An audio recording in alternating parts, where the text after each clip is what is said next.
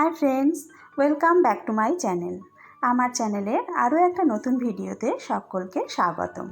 আশা করি সকলেই খুব ভালো আছেন।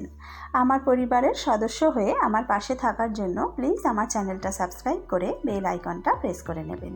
তাহলে আমি যখনই কোনো নতুন রেসিপি আপলোড করব তার নোটিফিকেশান সবার আগে আপনাদের কাছে পৌঁছে যাবে। আজ আমি একটা নিরামিষ আলু পটলের রেসিপি আপনাদের সাথে শেয়ার করব।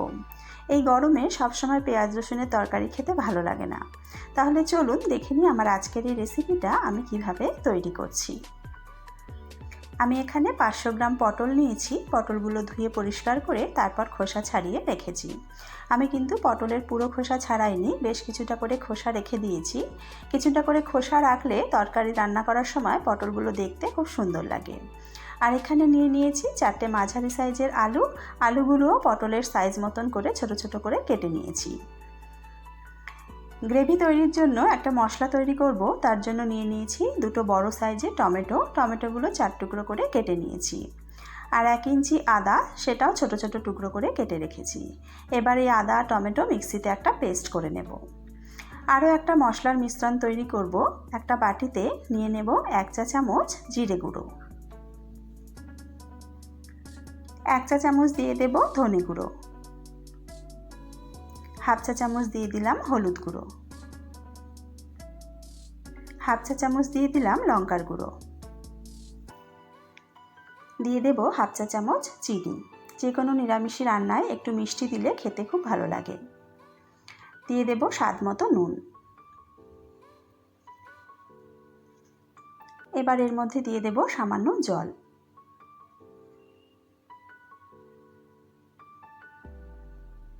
ভালো করে সব কিছু মিশিয়ে নেব।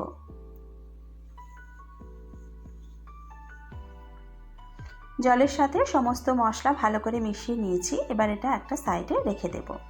এবার চলে যাব সরাসরি রান্নায়।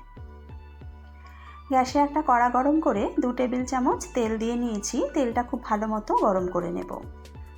তেল খুব ভালো মতন গরম হয়ে গেলে প্রথমে পটলগুলো ভেজে নেব। পটলের মধ্যে দিয়ে দিলাম সামান্য একটু নুন আর দিয়ে দেব সামান্য একটু হলুদ গুঁড়ো। নুন হলুদ দিয়ে পটলটা লাল করে ভেজে নেব।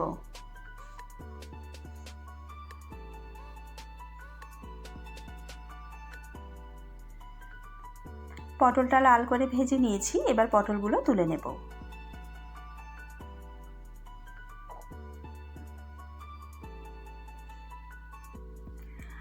এবার আলুটা ভাজবো, তাই আরও একটু তেল দিয়ে নিয়েছি। তেলটা আবারও গরম করে নিয়ে আলুগুলো দিয়ে দিলাম।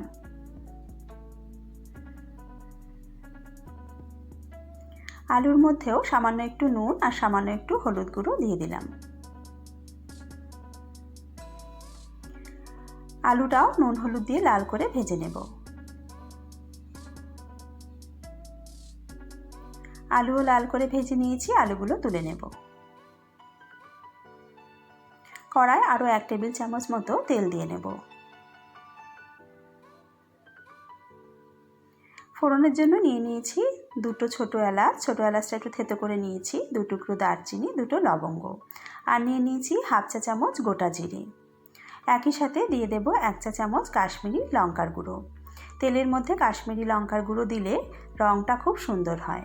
তবে তেলটা কিন্তু আমার খুব বেশি গরম নেই। জাস্ট একটু নাড়াচাড়া করে সাথে সাথে কিন্তু টমেটো আর আদার পেস্টটা দিয়ে দেব। তেল খুব বেশি গরম হলে কিন্তু লঙ্কার গুঁড়ো দেবেন না, সেক্ষেত্রে কিন্তু লঙ্কার গুঁড়োটা পুড়ে গেলে একটা তেতো তেতো ভাব চলে আসবে আর খেতেও ভালো লাগবে না। মশলাটাকে ভালো করে মিশিয়ে নেব।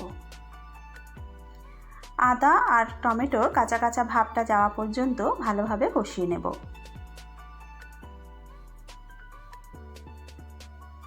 আদা টমেটো কিন্তু বেশ কষা হয়ে এসেছে।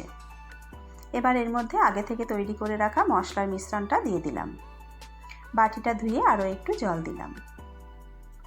আবারও সব কিছু ভালো করে মিশিয়ে নেব।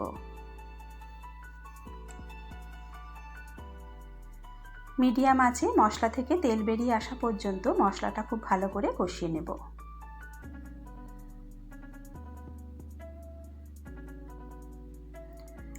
মশলা প্রায় কষানো হয়ে গেছে। মশলা থেকে তেল বেরোতে শুরু করেছে। এই সময় ভেজে রাখা আলু আর পটলগুলো দিয়ে দিলাম। আলু পটল মশলার সাথে খুব ভালো করে মিশিয়ে নেব। মিডিয়াম আঁচে মশলার সাথে আলু পটল 2 মিনিট মতন কষিয়ে নেব।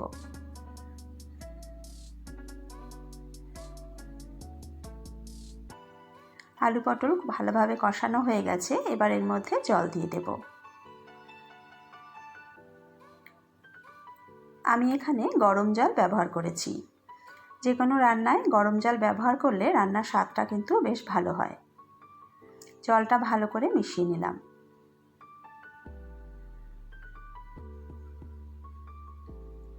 যেহেতু গরম জল দেওয়া আছে তাই ঝোলটা ফুটতে কিন্তু খুব বেশি সময় লাগবে না। ঝোলটা ফুটে উঠলে এর মধ্যে দিয়ে দেব 4টে গোটা কাঁচা লঙ্কা। কাঁচা লঙ্কা দিয়ে আবারও একবার ভালো করে মিশিয়ে নিলাম। মিডিয়াম টু লো আঁচে 10 মিনিটের জন্য চাপা দিয়ে দিলাম। প্রায় 10 মিনিট হয়ে গেছে, চাপাটা তুলে নেব। তরকারিটা একবার ভালো করে নাড়াচাড়া করে নেব। আমাদের আলু আর পটল কিন্তু খুব ভালো মতন সেদ্ধ হয়ে গেছে। এবার এর মধ্যে দিয়ে দেব হাফ চা চামচ গরম মশলার গুঁড়ো আর দিয়ে দিলাম 1 মুঠো ধনেপাতা কুচি। গরম মশলা আর ধনেপাতাটা ভালো করে মিশিয়ে নেব। তবে আপনারা যদি ধনেপাতা পছন্দ না করেন সেক্ষেত্রে কিন্তু ধনেপাতাটা স্কিপ করতে পারেন। আমাদের নিরামিষী আলু পটলের তরকারি কিন্তু একদম রেডি। এবার গ্যাস বন্ধ করে নামিয়ে নেব। তৈরি হয়ে গেল নিরামিষী আলু পটলের তরকারি। গরম গরম ভাতের সাথে বা রুটি পরোটার সাথে এই আলু পটলের তরকারি খেতে কিন্তু খুবই ভালো লাগে। আপনারা এইভাবে একবার বাড়িতে তৈরি করে দেখবেন, খেতে কিন্তু সত্যি খুব ভালো হয়। আমার আজকের রেসিপিটা ভালো লেগে থাকলে লাইক, শেয়ার ও কমেন্ট করবেন। আজকের ভিডিও এখানেই শেষ করছি। আবারও হাজির হয়ে যাব অন্য কোনো নতুন রেসিপির সাথে।